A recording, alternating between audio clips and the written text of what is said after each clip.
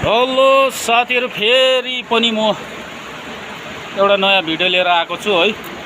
र तपाईहरुलाई अब फाइनली हाम्रो सेकुवा चाहिँ यसरी रेडी भइसक्यो है। एकदम हामीले अर्ग्यानिक पाराले ढुङ्गामाथि एकदम सेकुवा पकाएर एकदम पाकेर पनि रेडी छ है। एकदम तातो तातो एकदम मज्जाले पाकेको छ है।